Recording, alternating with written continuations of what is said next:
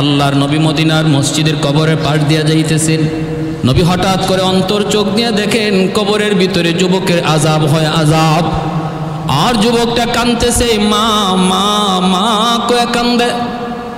আল্লাহর নবী সাহাবীদেরকে বলে, সাহাবীরা অন্তর চোখে আল্লাহ আমাকে দেখায় দিছে এই কবরের ভিতরে একজন যুবক জাহান্নামের আগুনে জ্বলতেছে। মা মা কয়ে কাঁদতেছে। আমি রহমতের নবী কবরের পাশ দিয়ে চলে যাব, আর কবরের ভিতরে আযাব চলবে, হয় না হয় না। আমি একটু হাত উঠে আল্লাহর কাছে দোয়া করব, সাহাবীরা তোমরা আমার সাথে আমিন আমিন বলবা। আল্লাহ নবী হাত দুইটা উঠে দিয়েছেন, সাহাবীরা আমিন আমিন বলতেছেন। এইবার নবীজি বলেন, আল্লাহ তুমি যুবকের আযাব তুমি বন্ধ করো। আল্লাহ আযাব বন্ধ করে না। এইবার নবীজি আবার হাত উঠাইছেন, সাহাবীরা আমিন বলছেন, এখনো আল্লাহ আযাব বন্ধ করে না। তিনবার নবী হাত উঠাইছেন, আল্লাহ পাক আযাব বন্ধ করেন না। নবী জানতে চাইলেন, মালিক আমার হাতের দাম বুঝি তোমার দরবারে কমে গেছে গো আল্লাহ। ও মালিক এই হাত তো তোমার দরবারে তুলতে দেরি, কবুল হতে দেরি হয় না। এই হাত তো উঠাইতে দেরি, কবুল হতে দেরি হয় না। এই হাত দিয়া নবীর ডুবন্ত সূর্য আবার আকাশে উঠায় দিয়েছেন। আলী রাদিয়াল্লাহু তাআলা আনহু নবীর উরুর মধ্যে ঘুমাইতেছেন। নবী আলীর উরুতে ঘুমাইতেছেন। তাবুক যুদ্ধ থেকে ফিরার পথে রদ্দুশ শামস নামক কিতাবের ভিতরে লিখেন, আলী বলেন নবী আমার উরুতে ঘুমাইতেছেন, ওই অবস্থায় সূর্য লাল হয়ে গেছে। আসরের নামাজ আমি পড়তে পারি নাই। আল্লাহর নবী ঘুম ভাঙলে পরে নবী আমার চেহারার দিকে তাকায় বলতেছেন, আলী চেহারা দেখে মনে হয় তুমি নামাজ পড়ো নাই, পেরেশান কেন? বলে নবী গো আপনি আমার উরুতে ঘুমাইতেছেন, আরাম করতেছেন, আমি কেমনে নামাজ পড়ি? আল্লাহর নবী বললেন, তুমি কেন আমাকে ডাক দিলে না? আলী বলেন, নবী গো আমার অন্তরকে জিজ্ঞেস করেছিলাম, রে আলী বল তুই কি নবীর ঘুম ভাঙায় কষ্ট দিবি নাকি তোর নামাজের ওয়াক্ত কাজা হয়ে যাবে? ওগো নবী আমি আলীর অন্তর কয় না না কাজা হয়ে যা যাক, তবু আমার মায়ার নবীর ঘুম ভাঙাবি না। ও আলী তোর কাজা হয়ে যায় যাক, কারণ নামাজ পাইছো তুমি নবীর খাতিরে, যেরকম সুবহানাল্লাহ। এই দিন পাইছো নবীর খাতিরে, আমার নবীর ঘুম ভাঙায়ও না, পারলে তোমার নামাজ কাজা হয়ে যায় যাক। আল্লাহ নবীর সাথে সাথে হাত উঠে দিছেন, বলেন ও আসমানের মালিক, জমিনের মালিক, সূর্যের মালিক, আমার আলী আজকে তোমার হাবিবের একটু আরামের খেয়াল করার কারণে আসরের নামাজ পড়তে পারে নাই, তোমার সূর্য ডুবে গেছে। আল্লাহ আমি নবী হাত উঠাইলাম, তোমার ডুবে যাওয়া সূর্য আবার আকাশে উঠাও, যেন আমার আলী টাইম মতো নামাজ পড়তে পারে। নবী হাত উঠাইয়া দোয়া করতে দেরি হাত নামাইতে পারেন নাই, ডুবন্ত সূর্য আল্লাহ আবার আকাশে উঠাইয়া দিছে। अल्लाहु अकबर। तकबीर में कलमा में नमाजों में जज़ा में, तकबीर में कलमा में नमाजों में जज़ा में है नाम इलाही से मिला नाम मोहम्मद, है नाम इलाही से मिला नाम मोहम्मद। फरमाते हैं आदम को मुझे खुल्द तरी में लकहा हुआ तू बाब मिला नाम मोहम्मद, लकहा हुआ तू बाब मिला नाम मोहम्मद।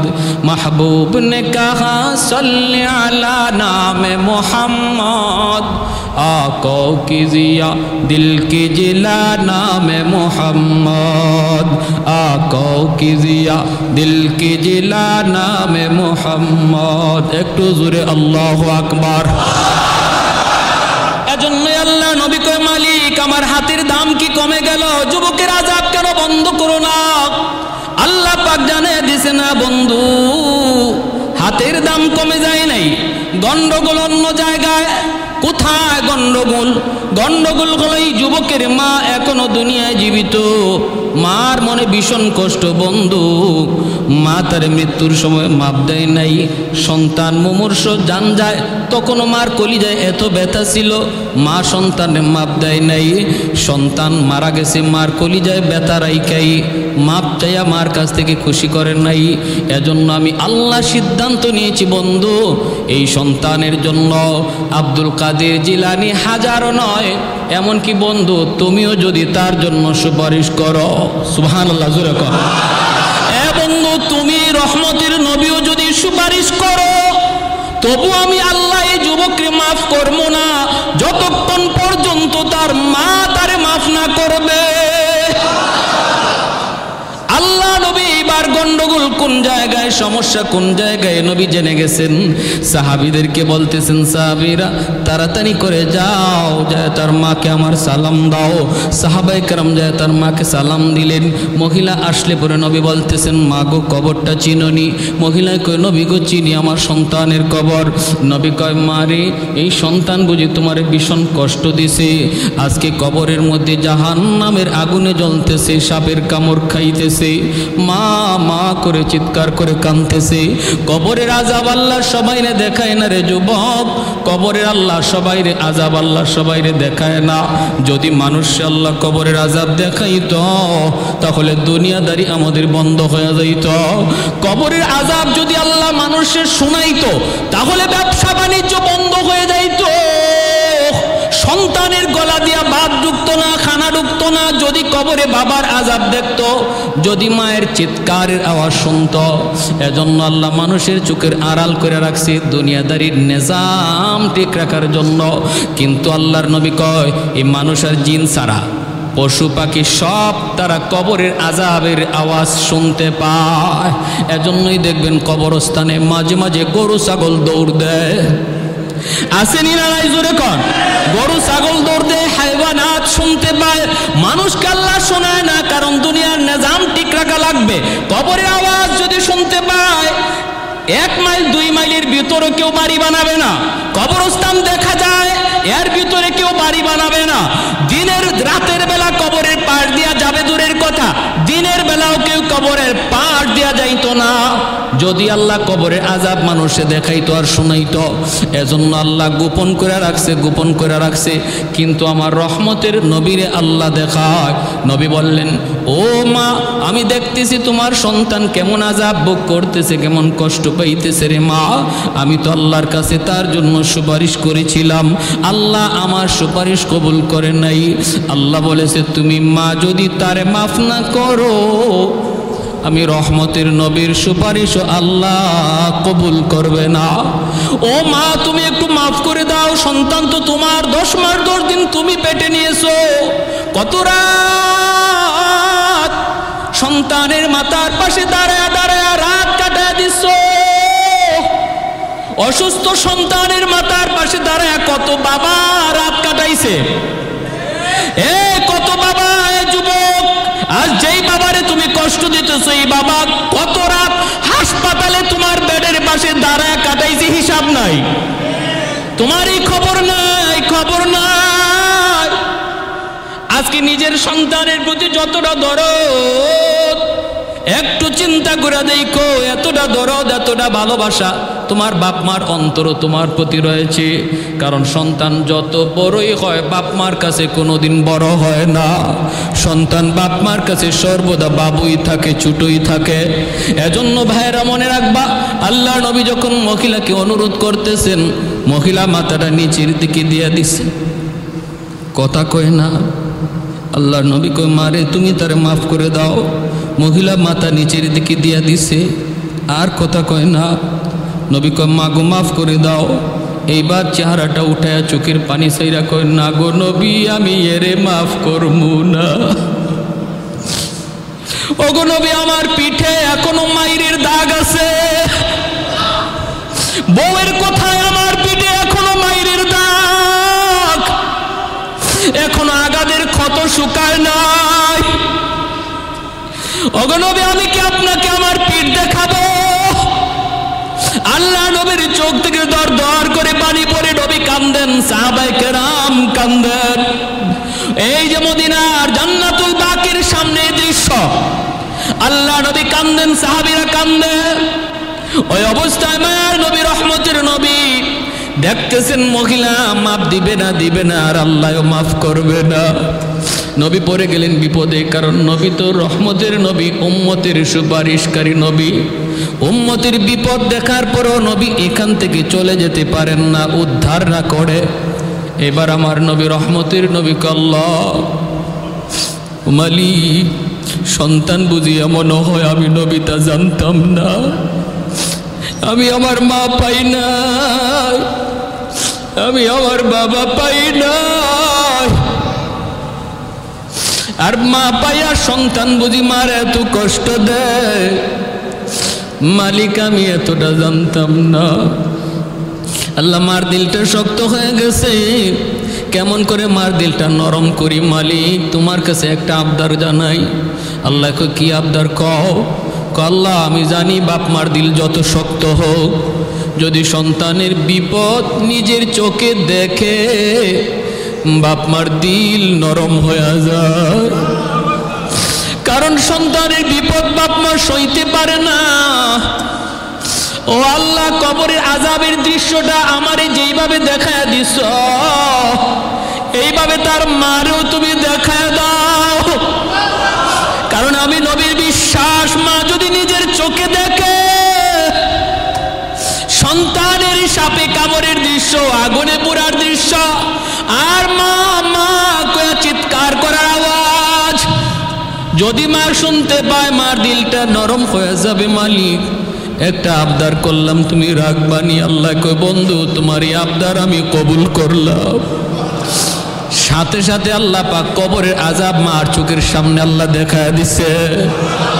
এইবার আযাব নবীও দেখে, মহিলাও দেখে, আর কেউ দেখে না। সাহাবীরা দেখেন না, মহিলা দেখতেছে কবরের ভিতরে তার সন্তানের আযাবের দৃশ্য।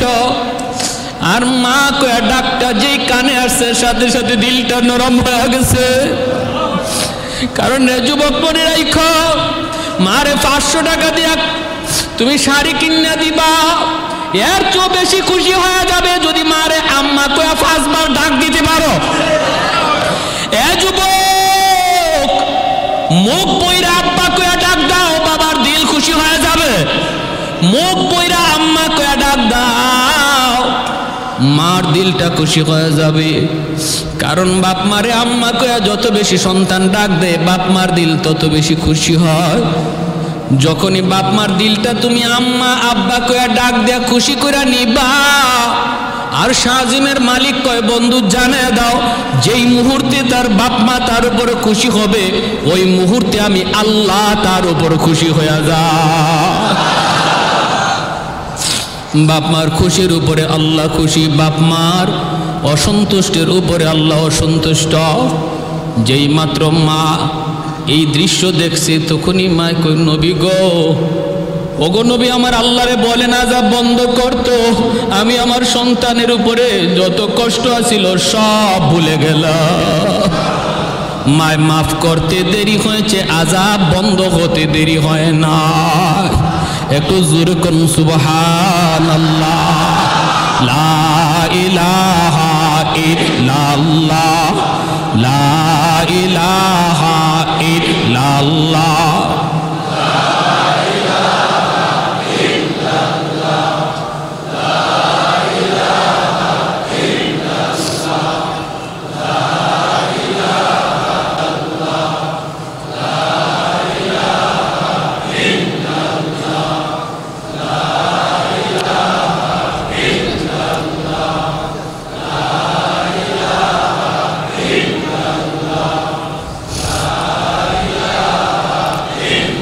লা ইলাহা ইল্লাল্লাহু মুহাম্মাদুর রাসূলুল্লাহ সাল্লাল্লাহু আলাইহি ওয়াসাল্লাম। ভাইরা, আর লম্বা করতেছি না, 5টা আমলের কথা বলছিলাম। কয়টা? আমাদের বাপ মার জন্য সন্তান হিসেবে আমরা আমল করব কয়টা? 1 নম্বর আসসালাতু লাহুমা, তাদের জন্য বেশি বেশি করে দোয়া করব, যেই দোয়াটা আল্লাহ কোরআনে শিখাইছেন, রাব্বির হামহুমা কামা রাব্বায়ানি সগীরা। নামাজের মধ্যে এই দোয়া করব, নামাজের বাইরেও এই দোয়া করব। হাঁটতেছি বাপ মার কথা ইয়াদ হইছে, রব্বির হামহুমা কামা রব্বায়ানি সগীরা।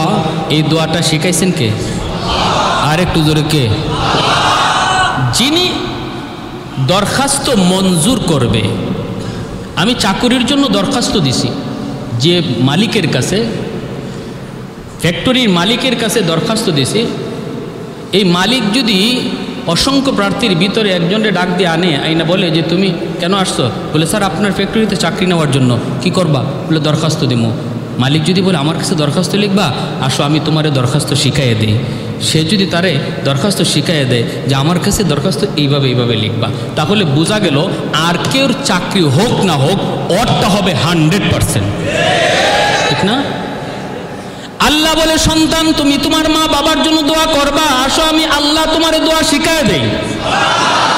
আমার কাছেই তো দোয়া করবা, আমার কাছেই তো দোয়া করবা, আমি আল্লাহ শিখায় দেই কেমনে দোয়া করবা। বলো রব্বির হামহুমা কামা রব্বায়ানি সগীরা।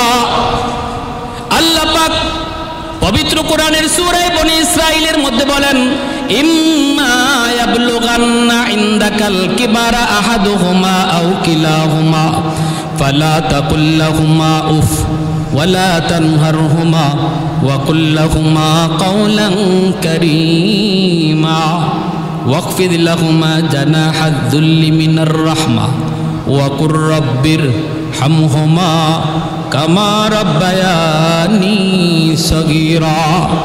আল্লাহর কাছে এই দরখাস্ত আমরা দিমু বাপ মার জন্য। এই দরখাস্ত লেখার সিস্টেম শিখায় দিয়েছেন কে? তাহলে এইভাবে দোয়া করলে আল্লাহ দোয়া কবুল করবে 100%। এই ইয়াকিন আছে তো ইনশাল্লাহ? এজন্য নামাজের মধ্যেই দোয়া করব, নামাজের পরে ইমাম সাহেবের সাথে দোয়া করব। ইমাম সাহেব পড়বেন, হুজুর পড়বেন, আমিও মুখে মুখে পড়ব। রব্বির, শুধু আমিন বলবো না, আমিও মুখে মুখে পড়ব রব্বির হামহুমা কামা রাব্বায়ানি সগীরা। ভাইরা বন্ধুরা, একটা বিষয়ের মধ্যে এত লম্বা করা যাবে না।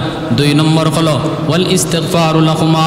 আল্লাহর নবী কই 2 নম্বরের যুবক বাপ মার জন্য বেশি বেশি করে দান সদকা করো।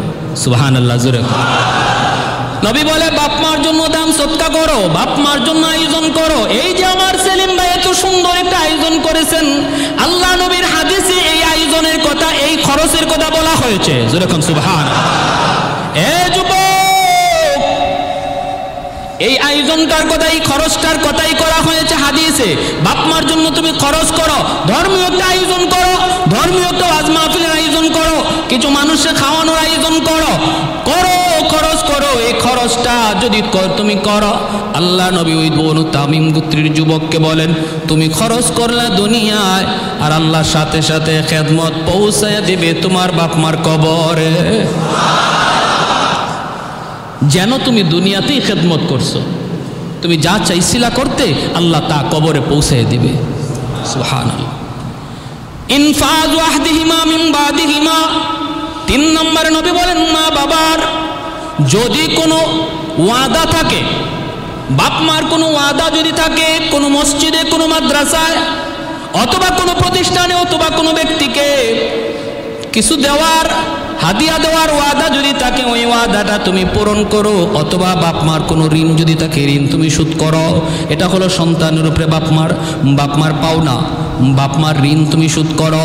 এ ভাই, ঋণের ভিতরে সবচেয়ে বড় ঋণ হলো তোমার বাবা যদি তোমার কোনো চাচার অংশ ঠকায় থাকে, রে যুবক, বাবার নামে 10টা 20টা গরু জবাই করার আগে চাচার অংশ তুমি ফিরায় দাও, নতুবা কবরের আগুন নিভবে না।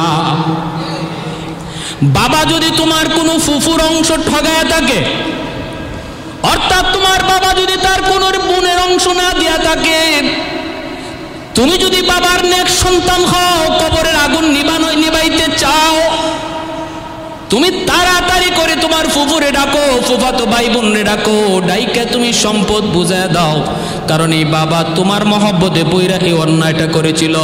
আজকে আল্লাহ তোমারে সহি বুঝ দিছে, সম্পদ লইয়া বাবা কবরে যাইতে পারে নাই, তুমি ওই সম্পদ লইয়া কবরে যাইতে পারবা না।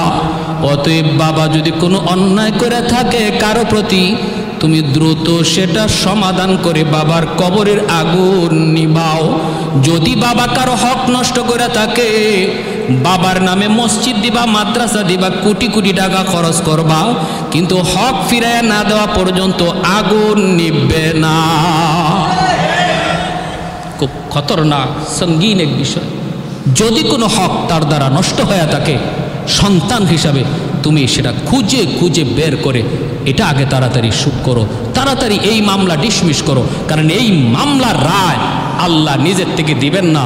আল্লাহ বলবেন বান্দা আমি জানি না, কারণ এটা ওর বিষয়, এটা হক্কুল ইবাদ, এটা হক্কুল্লাহ, আমি আল্লাহর হক নয়। আমার একটা হক নষ্ট করেছো, যাও তোমার সন্তানের দানের খাতিরে মাফ করে দিলাম, কিন্তু এটা তো তুমি আরেক বান্দার হক নষ্ট করেছিলা। আজ আমি আল্লাহর আদালতে, সে যদি মাফ দেয় তাহলে আমি আল্লাহ তোমারে মাফ করে দিব। তখন আমার আপনার বাঁচার কোনো উপায় থাকবে, কারণ হাসরের মাঠে কেউ কারো মাফ দিবে না, কেউ কাউরে। আরে আমার এত আদরের স্ত্রী, যার জন্য জীবন, যার জন্য মরণ, সেই স্ত্রীটা পর্যন্ত হাসরের মাঠে বিপদে পড়ে বলবে তুমি যে আমার স্বামী, আমি তোমার চিনি না। সন্তান বলবে বাবা চিনি না, বাবা সন্তানরে বলবে চিনি না। এত বড় কঠিন হাল। ইনফাজু আহদিহিমা মিন বাদিহিমা সিলাতু। 3 নম্বর 4 নম্বরে নবী বলেন সিলাতুর রাহমিল্লাতি লা তুসালু ইল্লা বিহিমা। 4 নম্বরে নবী বলেন রে যুবক, তোমার বাবার যারা আত্মীয় স্বজন, বাবার যারা আত্মীয় স্বজন তাদের খোঁজ খবর রাখো, তাদেরকে সাহায্য সহযোগিতা করো, তাদের সুখে দুঃখে পাশে থাকো। যদি তুমি তাদের খোঁজ নাও, সাহায্য করো, সুখে দুঃখে কাছে থাকো, খবর নাও, এই খবরটা আল্লাহ পাক তোমার বাবার কবরে আল্লাহ পৌঁছায় দিবে। যেন তুমি তোমার বাবারই খোঁজ খবর নিছ, যেন তুমি তোমার বাবারই সেবা করছো, খেদমত করছো। এজন্য যারা বাবা হারাইছি, বাবার আত্মীয় চাচা, বাবার আত্মীয় ফুফু, চাচাতো ভাই বোন, ফুফাতো ভাই বোন, তাদের যখনই খোঁজ নিব, সাথে সাথে আমার বাবার কবরে আল্লাহ আমার খেদমত পৌঁছায় দিবে। মা যাদের নাই দুনিয়ায়, যুবক বলতেছি শোনো, মারে কবরে তুমি সেবা করবা কেমনে? আমার নবী বলতেছেন মার আত্মীয় যারা আছে, মার আত্মীয় মামা, মার আত্মীয় খালা, মামা তো ভাই, খালা তো ভাই বোন যারা আছে, নানা নানি, এদের খোঁজ খবর নিবা। যখন এদের পাশে যায় তুমি দাঁড়াবা, মনে রাখো আমার নবী বলতেছেন যে নবী জীবনে মিথ্যা বলেন নাই, সাথে সাথে তোমার মার কবরে আল্লাহ তোমার সেবা খেদমত পৌঁছায় দিবে। এজন্য আল্লাহ নবী বলতেছে যুবক, সিলাতুর রাহমিল্লাতি লা তুসালু ইল্লা বিহিমা। 5 নম্বর সর্বশেষ নবী বলেন ইকরামু সাদিকিহিমা মিন বাদিহিমা। 5 নম্বরটা একটু মনোযোগ দিয়ে শুনেন। আল্লাহ নবী বলতেছেন যুবক, মার খেদমত করতে চাও, বাবার সেবা করতে চাও কবরে, আমি নবী বলি শোনো, বাবার যারা বন্ধু বান্ধব, বাবার দুনিয়াতে যাদের সাথে চলতো, বাবার বয়সের যে মানুষগুলা, ওদেরকে দেখলে পরে বাবার মতো শ্রদ্ধা কইর। বাবার বয়সের মানুষগুলারে দেখলে বাবার মতো শ্রদ্ধা কইর। বাবা যাদের সাথে চলতো, বাবার বন্ধু বান্ধব, ওদেরকে পাইলে পরে বইল চাচা 1 কাপ চা খায়া যান, চাচা আপনার ঈদের সময় একটা লুঙ্গি দিলাম, চাচা আপনাকে একটা গেঞ্জি দিলাম। কত জীবনভর আব্বার সাথে চলছেন, কতবার আপনাকে আমি আব্বার সাথে দেখছি, আজকে আমি আপনাকে দেখি কিন্তু আমার আব্বারে দেখি না। এই কথাটা বইলা চাচারে যখনই তুমি কিছু হাদিয়া দিবা, চাচারে একটু খুশি করবা, আল্লাহর নবী কয় সাথে সাথে তোমার এই সেবাটা আল্লাহ কবরে, বাবার কবরে পৌঁছায় দিবে। মা যাদের সাথে চলতো, মার বয়সের যে মহিলা, তাদেরকে দেখলে মায়ের মতো শ্রদ্ধা কইর। ডাক দিয়া কাছে আইনো, মা, চাচি, কত কাল আপনি আম্মার সাথে চলছেন, আপনারে আমি কতবার আম্মার সাথে দেখছি, আজ আপনারে দেখি, মারে দেখি না। কতটা বছর হয়ে যায়, আম্মা বলে ডাকতে পারি না। চাচি একটু ঘরে আসেন, 1 কাপ চা খায়া যান, একটা পান খায়া যান। একটু হাদিয়া দিলেন, 500 টাকা দিলেন, 100 টাকা দিলেন। আল্লাহ নবী কয় রে যুবক, যেই মাত্র তুমি তোমার মার বয়সের ওই মানুষটারে, মার ওই বান্ধবীটারে তুমি খুশি করবা, আল্লাহর সাথে সাথে তোমার এই খবর মার কবরে পৌঁছায় দিবে। 5টা আমল নবী এভাবে বলছেন। 1 নাম্বার, বেশি বেশি দোয়া করো। 2 নম্বর, তাদের নামে দান সদকা করো। মসজিদ মাদ্রাসা বানাও, ওয়াজ মাহফিলের আয়োজন করো, গরিব দুঃখীরে খাওয়াও। 3 নম্বর নবী বলেন, তারা যদি কারো কোনো হক নষ্ট করে থাকে তুমি তাড়াতাড়ি করে হক পরিশোধ করো। 4 নম্বর নবী বলেন, মা বাবার আত্মীয় স্বজন যারা আছে তাদের খোঁজ খবর নিও। আমি তো বলি ডায়েরিতে একটু নাম লিস্ট করে নেও না রে ভাই, ডায়েরিতে একটু নামটা লিস্ট করে নাও আত্মীয় স্বজনের নাম। সপ্তাহে একবার না পারো 2 সপ্তাহে একবার হলো তাদের নাম্বার একটা কল করো। আল্লাহ তোমার অনেক বড় বানাইছে। আজকে তোমার আত্মীয় স্বজন অনেকে অনেক গরিব, একটা ফোন দিলে পরে তাদের আত্মাটা খুশি হয়ে যাবে।